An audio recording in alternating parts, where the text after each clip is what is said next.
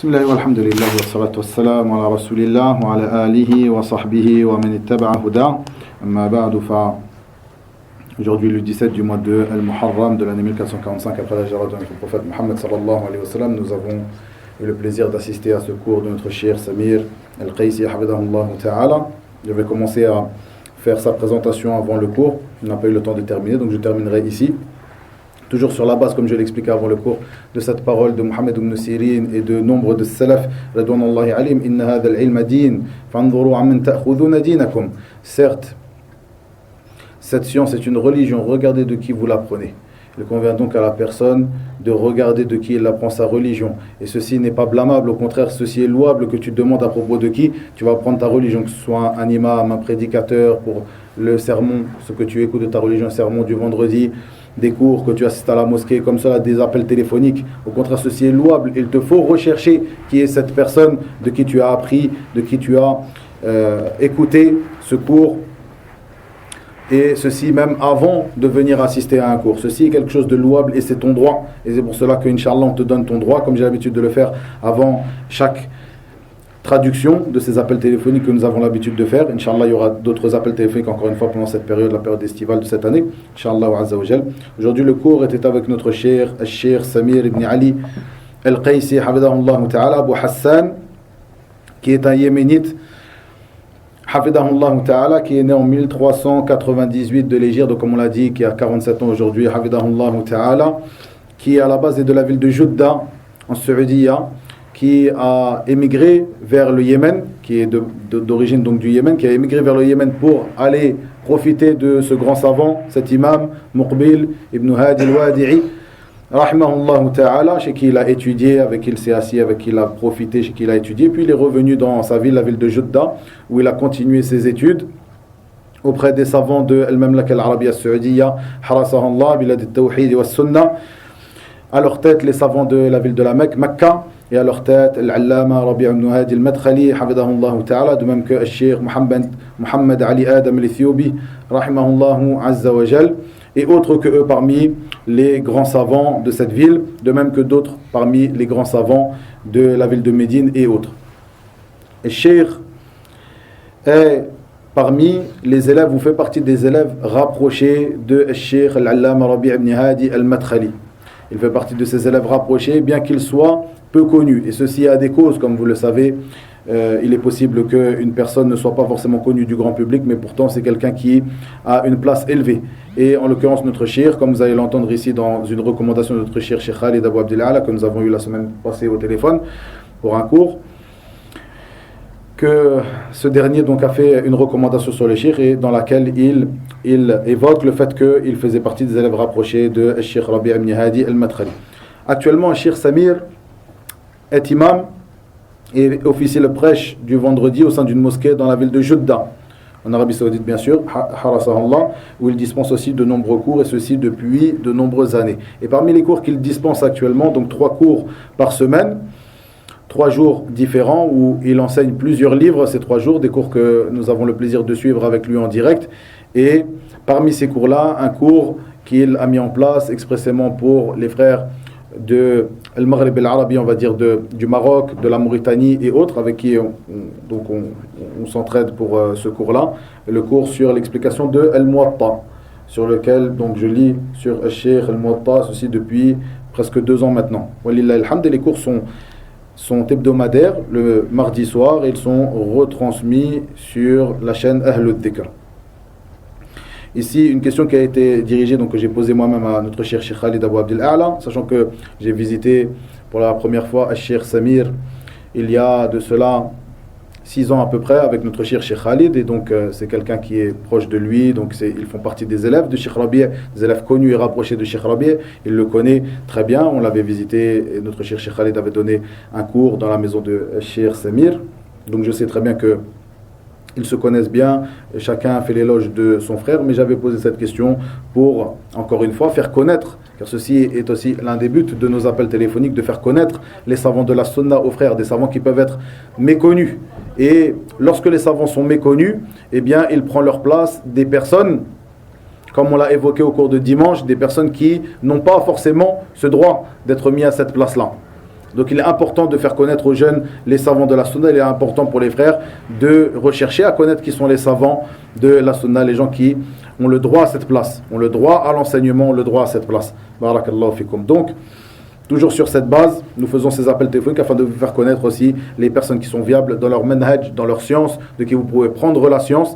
Et encore une fois, en avançant, donc une brève présentation de ce cheikh que nous avons appelé et une chose très importante, si ce n'est la chose la plus importante ici, les recommandations des gens de science. Car une personne peut avoir étudié chez les savants comme on l'a vu ici, donc chez des imams de cette communauté, mais cela ne garantit pas la viabilité de son manhaj, ni même de la science qu'il aura prise. Il peut être quelqu'un qui est connu pour avoir étudié chez un tel ou un tel, mais il n'a pas acquis une science qui le permettra d'enseigner après. Ceci est quelque chose que l'on peut voir à différents niveaux. On connaît que les imams de cette communauté ou les savants de manière générale donc ont beaucoup d'élèves ou beaucoup de personnes en tout cas qui assistent à leurs assises. Est-ce que l'ensemble d'entre eux sont aptes à donner des cours? Ce ne sont pas l'ensemble d'entre eux qui sont aptes à donner des cours. Donc à partir de là, il nous faut des recommandations pour savoir qui sont ces gens-là, quelqu'un qui nous fait connaître ces gens-là, qui nous met en avant que ces gens-là sont viables dans leur manhaj comme dans leur science. Ici, donc, une question que j'avais posée à notre cher Cheikh Khalid, où il répond, une question qui est enregistrée, que vous retrouvez sur le site. Il dit, à propos de Cheikh Samir, il dit ce que je connais au sujet de notre frère, Cheikh Abu Hassan al-Qaysi, al-Yamani, qu'Allah le bénisse, c'est qu'il est l'un de nos frères studieux dans l'étude de la science et son apprentissage. Il a étudié chez un certain nombre de savants émérites, à commencer par le Cheikh Muqbil ibn Hadi al-Wadi'i, qu'Allah lui fasse miséricorde. Notre Cheikh aussi, donc notre Cheikh Rabi' ibn Hadi al-Madkhali, qu'Allah le préserve, ainsi que d'autres parmi les gens de science. Il faisait partie, tel que je m'en souviens, des étudiants qui ont beaucoup profité de notre Cheikh Rabi' dans la science, du hadith en particulier. Il a lu sur lui le livre de Al-Ilal, de At-Tirmidhi en entier. J'ai assisté à certaines de ces assises lorsque j'étais à la Mecque. Elles ont duré des années. Aussi, il fait partie, c'était une assise privée, comme me l'a confié Cheikh Samir, une assise privée où lui et quelques frères parmi les mashayikh de Jeddah lisaient sur Cheikh Al-Allama Rabi' ibn Hadi Al-Madkhali, ce livre, le livre de Al-Ilal, qui est un livre qui n'est pas un livre simple dans la science. Et en particulier lorsque c'est quelqu'un qui fait partie des gens de science qui le lit, sur un grand savant spécialisé en plus de cela dans la science du hadith. Il dit aussi, il fait partie, donc Cheikh Khalid Abou Abdellah, il dit aussi, il fait partie de ceux qu'apprécie notre Cheikh Rabi' comme je le sais. En effet, Cheikh Samir faisait partie des élèves rapprochés de Cheikh Rabi', très proche de lui. Puis il dit, notre frère Abu Hassan fait partie des mashayikh et étudiants en sciences qui ont profité des savants. Je recommande aux étudiants de profiter de lui et d'écouter le cours dont il m'est parvenu qu'il allait commencer, donc ceci il y a à peu près 2 ans, dans le commentaire de Al-Muwatta, qu'il profite de lui, et je demande à Allah qu'il lui accorde le succès et de placer sa bénédiction en lui et ses efforts. Aussi, une audio que j'avais mis sur la chaîne Telegram Ahl al-Dhikr ainsi que sur le site de Cheikh Rabi', où Al-Allama Rabi' ibn Hadi, lorsque Cheikh Samir est parti le visiter avec certains de ses élèves pour qu'il profite de Cheikh Rabi' a fait son éloge et a recommandé à ses élèves, donc aux élèves de Cheikh Samir, de fournir des efforts dans l'étude de la science et d'étudier avec lui des livres du hadith, de la terminologie du hadith, de la croyance et autre que ça. Donc il fit ses éloges et recommanda de prendre de lui. Aussi, Cheikh est connu de beaucoup de nos mashayikh qui le recommandent et qui font ses éloges, parmi Cheikh Mohammed ibn Hadi al-Madkhali et autres que eux parmi les savants de la sunna. Après cette brève introduction, donc je me dépêche un petit peu parce que la prière est dans 20 minutes. Inch'Allah, on aura le temps de faire la traduction. Comme d'habitude, j'aime à le rappeler, ceci sera une traduction approximative du résumé du cours. Comme vous l'avez entendu, ici en plus, Cheikh a l'habitude de parler un petit peu rapidement. Donc, je vais résumer ce que nous avons entendu ici et je ferai une traduction approximative selon ce que il me sera facilité du cours que nous avons entendu aujourd'hui. Un cours qui était basé sur le hadith, sur l'explication donc du hadith, la parole du prophète sallallahu alayhi wa sallam, où il dit sallallahu alayhi wa sallam, man yuridillahu bihi khayran yufaqqihhu fid din, dans le sens approximatif de ces paroles, celui à qui Allah veut du bien, il lui donne la compréhension en religion. Un hadith que nous avons entendu ensemble dimanche, si vous vous rappelez, dans l'étude du livre de l'I'tisam bil Kitab wa Sunnah du Sahih de l'imam al-Bukhari. Le Cheikh, après son introduction, après avoir prononcé Khutbatul Haja dans l'introduction, puis avoir fait des invocations que cette assise soit une assise bénie et sincère et entièrement vouée à son visage, au visage d'Allah tabaraka wa ta'ala, il rappela le titre du cours qui est ce hadith, celui à qui Allah veut du bien lui donne la compréhension de la religion. Puis il dit que ce hadith est un hadith grandiose, qui a été rapporté par l'imam al-Bukhari dans son recueil authentique, dans son sahih, à plusieurs endroits. Parmi ces endroits, dans le livre de la science, Kitabul Ilm, sous la porte, donc le sous-chapitre 2, celui à qui Allah veut du bien, il lui donne la compréhension de la religion. Aussi à un autre endroit, dans le livre de l'obligation du cinquième du butin. Cinquième du butin, et ceci la cause que l'imam al-Bukhari a rapporté ce hadith dans ce chapitre, le chapitre de la part du butin, le cinquième du butin, parce que le prophète sallallahu alayhi wa sallam dans le hadith dit: je suis celui qui divise, ou celui qui divise dans le sens celui qui partage, et Allah est celui qui donne. Je suis celui qui partage et Allah est celui qui donne. Puis il rapporta aussi ce hadith, l'imam al-Bukhari, dans Kitab al-I'tisam bil-Kitab wa Sunnah, le chapitre du cramponnement au livre et à la Sunnah, comme vous le savez. Et ceci car dans le hadith, à la fin de ce hadith, le prophète sallallahu alayhi wa sallam nous dit: il ne cessera d'y avoir un groupe de cette communauté qui sera voyant et qui combattra pour la religion d'Allah tabaraka wa ta'ala, jusqu'à ce que Allah azza wa jal vienne ou fasse venir son affaire. Et ils sont voyants sur cela, ils continuent à combattre sur cela. Ils sont apparents. Comme nous l'avons étudié dimanche, lors du cours du dimanche, donc sur l'étude du Sahih de l'imam al-Bukhari. Et le cheikh de nous dire, hafidahullah, que l'imam al-Bukhari a donné comme titre, ou sous-titre ici, un titre qui est en concordance avec une partie de ce hadith, comme je viens de le dire ici, une partie de ce hadith. Donc la première dans le livre de la science, ceci est clair, celui à qui Allah Azza wa Jalla veut du bien, il lui enseigne la compréhension de sa religion. La deuxième partie, donc l'obligation de donner le cinquième du butin, ceci comme je vous l'ai dit, car le prophète sallallahu alayhi wa sallam dit: je suis celui qui partage et Allah est celui qui donne. Et le troisième, comme je viens de vous le dire, donc dans Kitab al-I'tisam, le cramponnement au livre et à la Sunna, concernant le fait que al-ulama sont ceux qui sont ce groupe de cette communauté qui restent apparents et qui se battent pour la religion d'Allah tabaraka wa ta'ala et qui restent apparents jusqu'à la fin des temps. Et cher de nous dire que dans ce hadith, il y a, dans ces trois parties de ce hadith, ici ces trois parties qui ont été évoquées, il y a, comme le dit Al-Hafid ibn Hajar, ce qui rentre dans le mérite de la science, ou ce qui est en relation avec la science et son mérite, comme on va le voir. Il dit aussi que l'imam Muslim a rapporté ce hadith comme dans le livre de Az-Zaka, dans les livres de l'aumône. La cause de cela est la partie du hadith où le prophète sallallahu alayhi wa sallam dit: je suis celui qui partage et Allah est celui qui donne. Donc le partage du butin.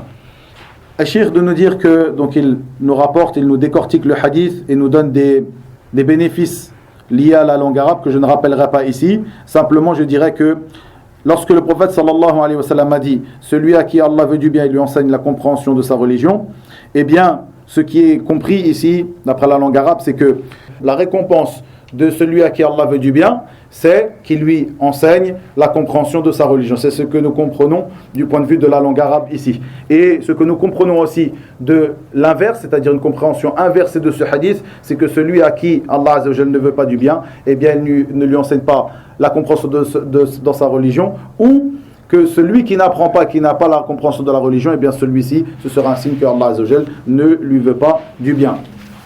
Et le cheikh de nous dire que de là, nous voyons le mérite de la compréhension en religion. Le mérite de la compréhension en religion. Et le cheikh de nous dire que ici, le fiqh, la compréhension, la science qui est évoquée dans ce hadith, ce n'est pas simplement la science et la connaissance. Ce n'est pas uniquement la science et la connaissance. Mais c'est plutôt cette science et cette connaissance qui donnera des fruits.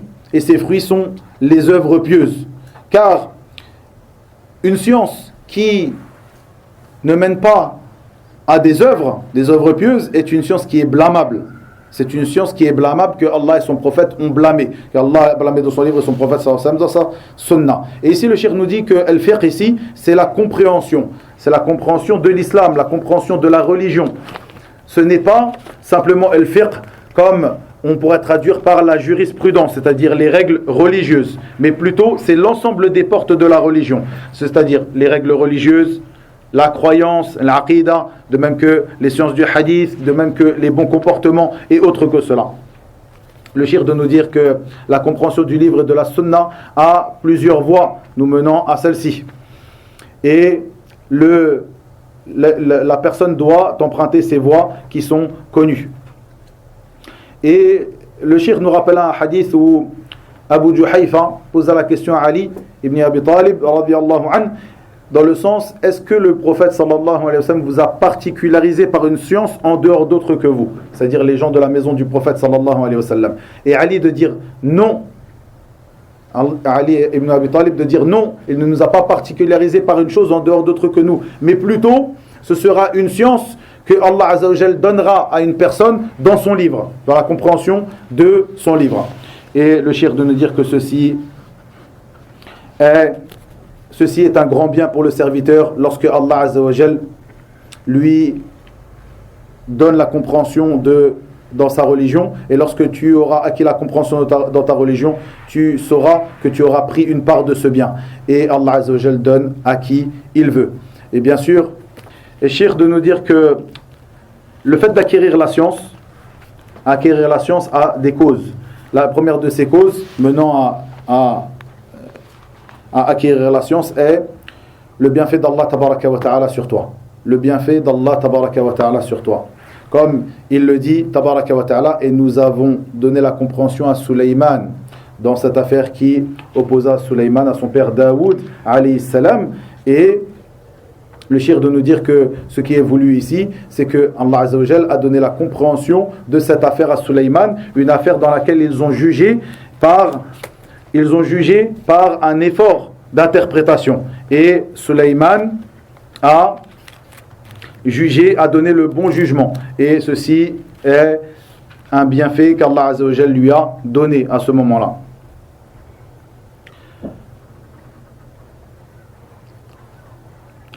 Puis le shir de nous dire que ce qui est voulu par le fiqh, par la compréhension, par la science, est bien les œuvres. C'est-à-dire ce qui est voulu par ta recherche de la science est d'œuvrer. Et ceci est la plus grande chose que Allah Azza wa Jal peut t'accorder, peut te donner comme subsistance, c'est-à-dire les œuvres pieuses. Et par cela, le serviteur est élogieux, c'est-à-dire que le serviteur, on lui fait ses éloges, on lui fait des éloges par le fait qu'il œuvre des bonnes œuvres et qu'il a acquis la science profitable. Comme cela, Allah Azza wa Jal le dit dans son livre. Et nous avons certes, dans le sens approximatif de ces paroles, et nous avons certes détaillé les versets pour un peuple qui comprenne.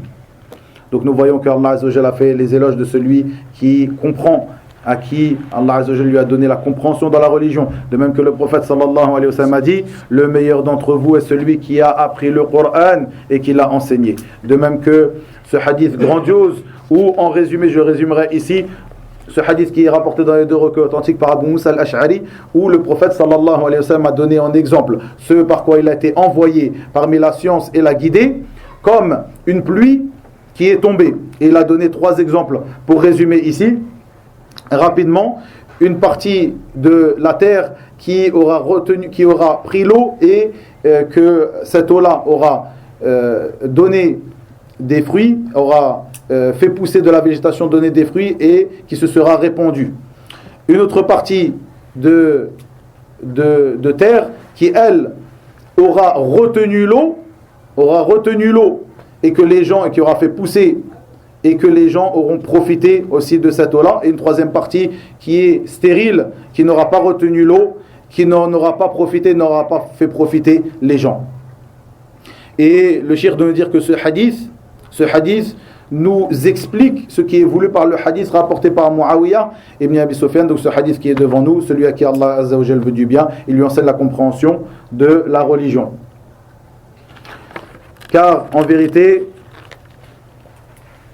celui qui aura accepté, comme l'a dit le prophète sallallahu alayhi wa sallam à la fin du hadith, comme il l'a évoqué dans le sens de ses paroles, celui qui aura accepté donc cette science et cette guidée avec laquelle il est venu et qui aura accouru vers elle, qui l'aura accepté pour lui, qui aura accouru vers elle, c'est-à-dire chercher à l'acquérir et qui aura profité de cette dernière et fait profiter d'elle. Ceci comme le cœur qui aura donc accepté, qui aura accouru vers le Coran et la Sunna, vers son apprentissage et qui aura fait profiter de ce qu'il aura appris, puis aura œuvré, puis aura appelé à ce qu'il a appris du Coran et de la Sunna. Comme cela dans le hadith de Abu Musa al-Ash'ari, ces trois sortes de terres qui définissent les trois sortes de personnes face à la science et la guidée avec laquelle est venu le prophète Muhammad sallallahu alayhi wa sallam. Et le shir de me dire que la première de ces sortes, celle qui aura profité de cette eau, puis aura relâché cette eau qui aura fait profiter autre que lui, que les gens auront profité, qui aura profité de cette eau, les gens auront profité de ce qui aura poussé sur cette terre, puis aussi aura fait profiter autre qu'elle, ceux-là sont les savants. Ceux qui ont profité de la science et qui ont fait profiter les autres, ceux-ci sont les savants. Ceux qui sont les gens qui ont acquis la compréhension de la religion et qui auront atteint le rang de ceux qui font l'effort de l'interprétation. Les savants de l'islam. La deuxième sorte, celle qui aura retenu l'eau, qui aura fait pousser de la végétation et des fruits dont les gens auront profité, ceux-là sont à un degré moindre, mais ce sont des gens bien, ce sont des gens à un degré moindre qui n'auront pas atteint le degré d'ijtihad, d'istinbat ici, donc d'effort d'interprétation, mais ce sont des gens de qui les gens auront profité, ils auront profité de cette guidée, de cette science et les gens auront profité d'eux, mais à un niveau moindre que le premier groupe. Et le troisième groupe, la terre stérile, cette terre qui n'aura retenu ni l'eau, c'est-à-dire ici la guidée et la science, et qui n'en aura pas fait profiter autre que eux, et qui n'en auront pas profité eux-mêmes. Le cheikh nous dit, ceux-là, ce sont comme les hypocrites et les non-croyants. Ceux-là, ce sont comme les hypocrites et les non-croyants. Comme les hypocrites que Allah Azza wa Jal a blâmés dans plus d'un verset, wa alaykum salam, où il dit dans le sens de ces paroles, mais plutôt les hypocrites ne comprennent pas, mais plutôt les hypocrites ne savent pas, de même que les non-croyants que Allah Azza wa Jal a blâmés dans plus d'un verset de son livre, en évoquant ces gens, donc les gens de la mécréance, qui ont des cœurs avec lesquels ils ne réfléchissent pas et ils ont des oreilles avec lesquelles ils n'entendent pas, et autre que cela, ce qui est venu dans ce hadith et autre que dans ce verset et autre que celui-ci comme verset. Ces gens qui auront vu la guidée et la science mais qui se seront détournés de celle-ci, qui se seront détournés de la vérité, cela, Allah Azza wa Jal aura aveuglé leur clairvoyance. Cela, Allah Azza wa Jal aura aveuglé leur clairvoyance. Puis le cheikh de terminer le cours d'aujourd'hui en nous recommandant vraiment de nous tourner vers l'apprentissage de la science profitable, de même que son enseignement, pour celui qui aura pu l'apprendre correctement. Et il nous conseille d'apprendre le Coran, de le mémoriser petit à petit, et ceci auprès de quelqu'un, il nous dit auprès d'un savant qui t'enseignera les bénéfices que tu auras à retirer et les sujets que tu retireras des versets du livre d'Allah tabaraka wa ta'ala, comme cela, la sunna du prophète sallallahu alayhi wa sallam, que tu apprennes cela auprès de quelqu'un parmi les gens de science qui aura un bon manhaj, de même que le reste des sciences, tu prendras de ces sciences ce que tu as besoin parmi les sciences outils. Et tu t'élèveras petit à petit dans l'apprentissage de la science. Les sciences outils comme les fondements dans les sciences, comme la science de la langue arabe, les sciences des fondements du hadith, des fondements de la jurisprudence, des fondements du tafsir, et tout ceci auprès des gens de science qui sont connus pour leur bonne méthodologie et pour leur science. Et en même temps que tu apprends cela, Cheikh nous dit, tu demandes à Allah tabaraka wa ta'ala. En même temps que tu apprends, tu demandes à Allah, car comme il est venu dans le hadith, le prophète sallam dit, je suis celui qui partage et Allah est celui qui donne. Donc, ici, encore une fois, un bénéfice que nous retirons, tu demanderas, même lorsque tu apprendras cette science, tu demanderas à Allah tabaraka wa ta'ala qu'il te donne, car c'est bien lui qui donne, tabaraka wa ta'ala. Le shir de nous dire que nous apprenons afin d'œuvrer. Et ceci est ce qui est voulu par l'apprentissage de la science. Et nous œuvrons pour être sauvés du châtiment. pour être sauvé du châtiment. Et ceci est le réel but que nous avons. Ce n'est pas simplement le fait d'apprendre la science, plutôt le fait d'apprendre la science, d'avoir des connaissances, ceci est blâmable. Comme nous le voyons que Allah tabaraka wa ta'ala a blâmé les Juifs dans son livre, ceux qui ont appris mais qui n'ont pas œuvré. Il les a appelés, ou il les a fait ressembler dans son livre à Al-Himar, aux ânes, parmi les plus vils des animaux. De même que au chien, celui qui apprend mais qui n'œuvre pas selon sa science. Et ce qui est voulu, donc le cheikh nous rappelle encore une fois que ce qui est voulu par l'apprentissage de la science est bien l'œuvre, le fait d'œuvrer. Comme ceci, Allah Azza wa Jal nous montre cela comme dans Surat Al-Asr, la sourate du temps. Il nous dit ensuite que celui à qui Allah tabaraka wa ta'ala accorde la bonne intention dans l'étude de la science, et bien celui-là qu'il se fasse la bonne annonce d'un bien dans cette vie d'ici-bas comme dans l'au-delà, d'un bien dans cette vie d'ici-bas avant l'au-delà, un bien qu'on ne retrouve pas chez même les enfants des souverains, des rois et des personnalités. Plutôt ce bien-là, lorsque toi tu auras une bonne intention dans ton étude de la science, tu es sur un bien qui t'arrivera dans cette vie d'ici-bas avant même ton au-delà. Et tu es sur la voie des prophètes et des messagers. Mieux encore que les enfants des souverains, car en réalité les prophètes et messagers n'ont pas délaissé. Les prophètes n'ont délaissé après eux, n'ont laissé en héritage après eux ni dinar ni dirham, mais ils ont laissé en héritage la science. Celui qui l'apprend a pris donc une part conséquente. Et le cheikh de nous rappeler aussi ce hadith où le prophète sallallahu alayhi wa sallam nous dit que les anges abaissent leurs ailes pour celui qui apprend la science et pour celui qui l'enseigne. Et le cheikh de nous dit que ceci est un grand mérite et ceci te suffit comme mérite. Le fait de savoir que celui, parmi les mérites de la science, de l'apprentissage et de l'enseignement, que les anges abaissent leurs ailes pour celui qui apprend, qui recherche la science dans la religion et qui l'enseigne. De même que l'ensemble de ce qui est sur la terre et dans les cieux demande pardon à Allah tabaraka wa ta'ala pour cette personne qui recherche la science et qui l'enseigne. Le cheikh de nous dire que tu es donc sur un grand bien.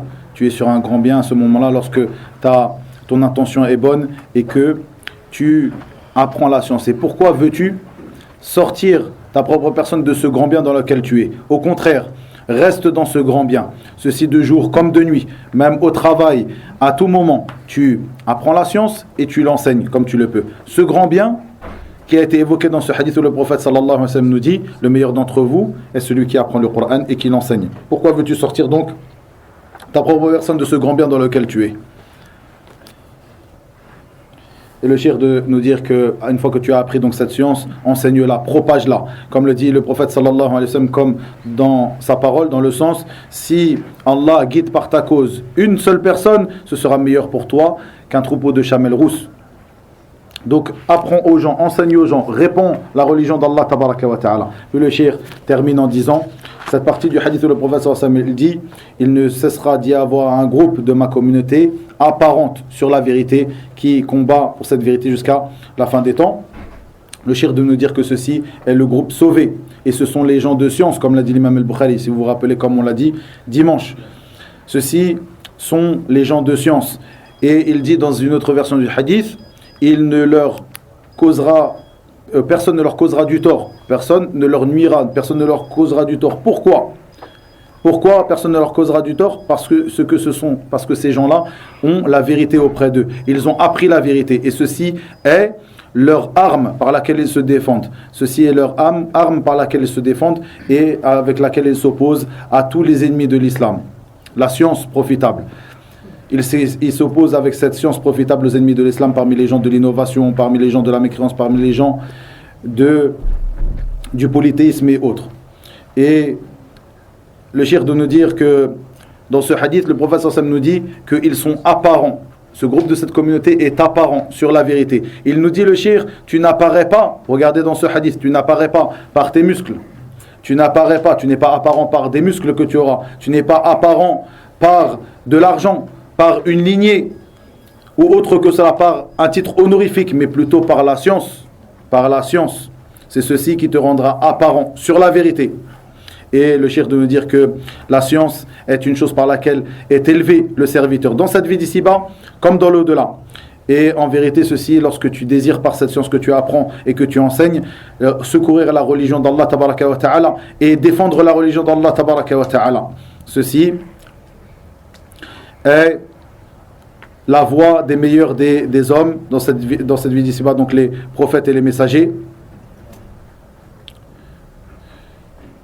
Et il faut savoir que tu ne dois pas comme le dit le cheikh, il termine sur cela, tu ne dois pas te précipiter dans les résultats de ton appel à Allah tabaraka wa ta'ala, car nous voyons dans plusieurs hadiths où les prophètes et messagers avaient peu de personnes de leur peuple qui les ont suivis. Ils viendront certains d'entre eux le jour du jugement avec personne avec eux. Donc tu ne dois pas te précipiter dans les résultats de cet appel à Allah tabaraka wa ta'ala, mais plutôt toi ce qui t'est demandé c'est d'adorer Allah azza wa jal comme il se doit, d'apprendre ta religion, de l'adorer comme il se doit et de suivre le sentier droit. Puis le cheikh termina le cours en nous orientant vers un livre d'Ibn al-Qayyim rahimahullahu ta'ala qui s'appelle Miftah Dar al-Sa'ada, et il nous cita aussi d'autres livres comme un livre d'Ibn Abd al-Barr sur le mérite de la science, et il termina le cours par des invocations pour nous, ceux qui avons assisté donc à ce cours et tous les gens de cette mosquée. Barakallahu fikum wa ilahuna wa billahi tawfiq wa sallallahu wa sallam wa baraka ala nabiyyina Muhammad walhamdulillahi rabbil alamin.